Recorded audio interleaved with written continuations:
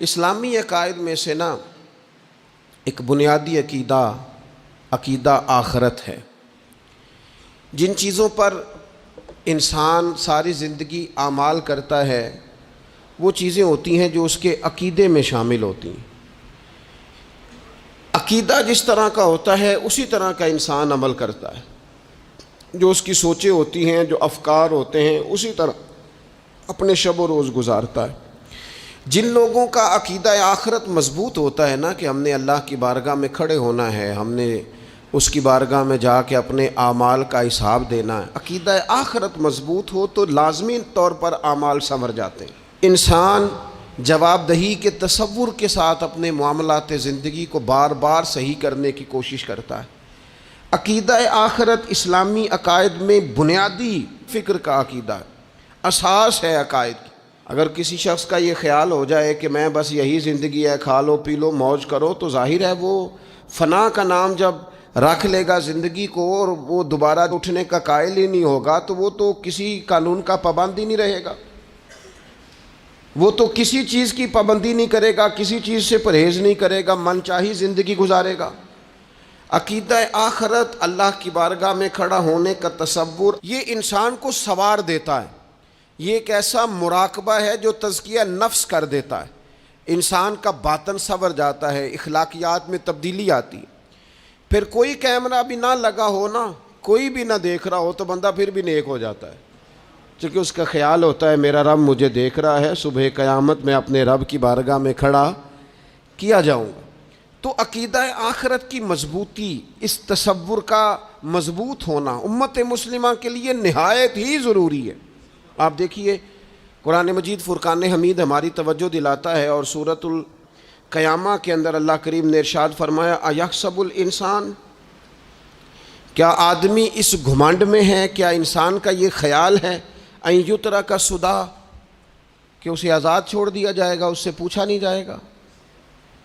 کیا انسان یہ سمجھتا ہے اس سے کوئی سوال؟ ایحسب الانسان، کیا انسان اس گمان میں ہے، اس گھمنڈ میں ہے ان یترک سدی، کہ اسے آزاد چھوڑ دیا جائے گا، کوئی پوچھنے والا نہیں ہوگا؟ اسے آزاد نہیں چھوڑا جائے گا، اس پر پابندیاں ہیں، اس پر کچھ قیود ہیں، اسے کچھ حدود بتائی گئی ہیں، اسے ایک دائرہ کار دیا گیا ہے، اسے بتایا گیا ہے کہ یہ حلال ہے، یہ حرام ہے، یہ تیرے لیے جائز ہے، یہ تیرے لیے جائز نہیں ہے۔ اس چیز کی حد تک تو آگے بڑھ سکتا ہے، یہاں سے اس لائن کو تو کراس نہیں کر سکتا، اس پر پابندیاں ہیں، ان پابندیوں کے بیچ رہ کے وہ زندگی گزارے گا۔ اور یہ بھی یاد رکھے، یہ آیت ایک دوسرا معنی یہ دیتی ہے کہ یہ مت سمجھے کہ صبح قیامت اسے چھوڑ دیا جائے گا، اس سے پوچھا جائے گا، اس سے سوال کیا جائے گا۔ اللہ کی بارگاہ میں جب یہ کھڑا ہوگا تو اسے اپنے اعمال کا حساب دینا ہو۔ لازمی طور پر ایک عدالت صبح قیامت لگے گی، جس عدالت میں مجرم پیش ہوں گے، انہیں اپنے جرموں کا حساب دینا ہے، ظالموں کو کھڑا کیا جائے گا، ان سے ان کے ظلم کے بارے میں باز پرس ہوگا۔ تو لازمی طور پر عقیدہ آخرت کی مضبوطی انسان کو مضبوط کرتی، اس کے اعمال پر پیرے بیٹھ جاتے ہیں، وہ پھونک پھونک کر قدم رکھتا ہے، سوچ کر جملے بولتا ہے، وہ کوئی بھی معاملہ کرتا ہے تو اس میں اس کا خیال ہوتا ہے کہ میں نے دنیا سے چلے جانا ہے، میرے پاس پتہ نہیں کتنا وقت بچا ہے، لہٰذا مجھے آخرت میں پیش ہونا ہے، اپنے معاملات کی آسانی کے لیے، وہاں کی آسانی کے لیے میں یہاں تھوڑا سوچ سمجھ کے چلوں۔ رب فرماتا ہے تجھے ایسے ہی آزاد نہیں چھوڑا جائے گا، آزاد پنچھیوں جیسی زندگی نہ گزار، صبح قیامت کے معاملات کو پیش نظر رکھ، اس پر غور کر۔ یہ تصور گھر کے باہر بھی پورا مضبوط ہونا چاہیے اور گھر کے اندر بھی پورا مضبوط ہونا چاہیے۔ انسان اپنے مالک سے ڈرے اور قیامت کے دن اس کی بارگاہ میں حاضری کا یقین رکھے، اور وہ یاد رکھے کہ یہاں جو کچھ، وہ دیکھیں نا، بچوں کو استاد پڑھاتا ہے، محنت کراتا ہے، اگر بچے نہیں پڑھتے تو ڈانٹتا بھی ہے، سمجھاتا بھی ہے، قائل بھی کرتا ہے، اور جب وہ آخری بات کرتا ہے تو پھر وہ پتہ کیا کہتا ہے؟ چلو ٹھیک ہے، اگر نہ پڑھو گے تو امتحان تو آنا ہی ہے نا، رزلٹ تو آنا ہے، پیپر میں بیٹھو گے نہیں آئے گا، فیل ہو جاؤ گے۔ یہ لاسٹ پر یہ بات ضرور ہوتی ہے، اور یہ امتحان دینے کا تصور اور امتحانی سینٹر میں جانے کا خیال طالب علم کو مجبور کرتا ہے کہ میں اسباق تیار کروں، میں بار بار اس پر غور کروں، میں کتاب کو سمجھوں، میں اس کو حل کروں چیزوں کو، تاکہ جب میں مرکز میں جاؤں پرچہ دینے کے لیے امتحانی سینٹر میں تو پھر مجھے پریشانی کوئی نہ ہو۔ بس سمجھانے کے لیے بات عرض ہے کہ یہاں لوگوں کو بتایا جاتا ہے، قائل کیا جاتا ہے یہ حلال ہے، یہ حرام ہے، یہ تیرے لیے ٹھیک نہیں ہے، یہ تیری حدود ہیں، یہ تیرے قیود ہیں، یہ تیرا دائرہ کار ہے۔ لیکن اگر پھر بھی کوئی بندہ باز نہ آئے، پھر بھی کوئی شخص باز نہ آئے، تو پھر اس کو کہا جائے گا صبح قیامت اللہ خود حساب لے لے گا، پھر تجھے مالک اپنے سامنے کھڑا کرے گا، ثم لتسألن یومئذ عن النعیم، پھر وہ تجھ سے ایک ایک نعمت کے بارے میں سوال کر لے گا، پھر تجھے جواب دینا ہوگا۔ تو اس تصور کو اپنی زندگی میں لاگو کریں کہ ہم نے مرنا ہے، اللہ کی بارگاہ میں جان، اس تصور کو پوری طور پر طاری کریں اپنے ذہنوں میں۔ یہ جو رسمی سی بات ہے نا، پتہ نہیں کب چلے جانا ہے، جو جانے والے ہوتے ہیں ان کی کوئی تیاری بھی ہوتی ہے، جن کو پتہ ہوتا ہے نا وہ رمضان المبارک میں نا کئی دفعہ ایسا ہوتا ہے کہ ٹکٹیں نہیں مل رہی ہوتی ہیں اور عمرے کے ویزے لگ چکے ہوتے ہیں، تو ایجنٹ کہہ دیتے ہیں جانے والوں کو کہ تیاری رکھنا، کسی وقت بھی میرا فون آ جائے گا۔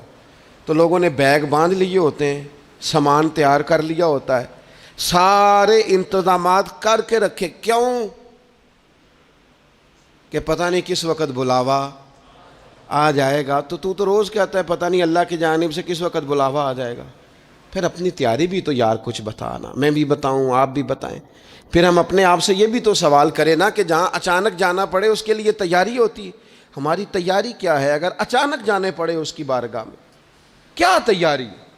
روز دیکھ رہے ہیں نا، کچھ لوگ روڈ پہ چڑھے تھے پہنچ نہیں سکے، ہاسپٹل گئے تھے پہنچ نہیں سکے، کچھ لوگ کسی فیلڈ میں کام کر رہے تھے ڈگری نہیں مل سکی، جا ہی نہیں سکے، وقت آ گیا۔ تو اگر وہ ٹائم آ جاتا ہے اس کی بارگاہ میں حاضر ہونا پڑ جاتا ہے، تیاری کیا ہے؟ نبی پاک علیہ الصلوۃ والسلام گھر کے اندر اپنے گھر والوں کی تربیت کے لیے اور تعلیم امت کے لیے ایک دعا مانگتے تھے۔ حضرت عائشہ صدیقہ کہتی ہیں حضور دعا مانگتے تھے، مشکات میں موجود ہے۔ کیا دعا تھی؟ اللہم حاسبنی حسابا یسیرا، اے اللہ ذرا حساب آسان کر کے لینا۔ یہ حضور تعلیم امت کے لیے دعا مانگتا، اللہ حساب ذرا آسان کر کے لیجیے، مالک کرم فرمانا۔ تو حضرت عائشہ صدیقہ رضی اللہ تعالیٰ عنہ ارشاد فرماتی ہے، میں نے عرض کیا یا رسول اللہ صلی اللہ تعالیٰ علیہ وسلم یہ آسان حساب کا کیا مطلب ہے؟ تو حضور فرمانے لگے عائشہ آسان حساب کا مطلب یہ ہے کہ رب کریم بندے کے نامہ اعمال پر نظر ڈالے گا اور پھر اللہ تبارک و تعالیٰ اس سے درگزر فرما دے گا۔ یہ آسان حساب ہے، پتہ مالک کو ہے اس نے کیا کیا ہے، پر کریم ہے نا۔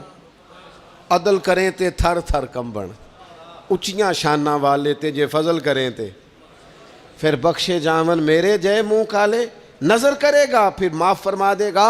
اور حضور فرماتے عائشہ یاد رکھو جس سے اس نے حساب لیا وہ پھر بڑی مشکل میں آ جائے گا، اس کے لیے مشکل ہو۔ اللہم حاسبنی حسابا یسیرا، اے اللہ تو حساب ذرا آسان کر کے لینا، ذرا آسان کر کے۔ یہ تعلیم امت کے لیے کہ امت کے دل میں خیال پیدا ہو کہ حساب دینا ہے، تو نے حساب دینا ہے، تو نے اپنے مال کا حساب دینا ہے، تو نے اپنے لفظوں کا حساب دینا ہے، تو نے معاملات کا حساب دینا ہے۔ تو جس کرسی پہ بیٹھا ہے، تو کلرک ہے یا صدر ہے، تو نے اپنی اس نشست کا حساب دینا۔ تو استاد ہے یا پیر طریقت ہے، تو مؤذن ہے یا خطیب ہے، تو جو بھی ہے تو نے حساب دینا ہے۔ تجھے تیرے منصب کے بارے میں پوچھا جائے گا، تجھے تیرے عہدے کے بارے میں پوچھا جائے گا، تجھے اپنی ذمہ داریوں کے بارے میں حساب دینا، اللہ کی بارگاہ میں تمہیں جا کے بتانا ہے کہ تم نے کیا اعمال کی۔ اس تصور کو پکا کریں اپنی۔ یہ تصور کتنا کو پکا ہونا چاہیے، دنیا کیا ہے اور آخرت کیا ہے۔ ہمارے ہاں لوگوں نے بہت بڑا لمبا چوڑا دنیا کا تصور بنا لیا، کار جہاں دراز ہے، لمبا تصور، دنیا داری کے لیے لمبی منصوبہ بندی، دور دور تک میں نے یہ کرنا ہے، پھر میں نے یہ کرنا ہے، پھر اس کے بعد انشاءاللہ یہ کر دینا۔ یہ تو آپ نے 300 سال کی پلاننگ بتا دی ہے، یہ تو 300 سال کی پلاننگ بتائی۔ کیا بتائیں تجھے اے باپ، کیا کار ہائے نمایاں کر گئے BA کیا, نوکر ہوئے, پینشن ملی, پھر مر گئے.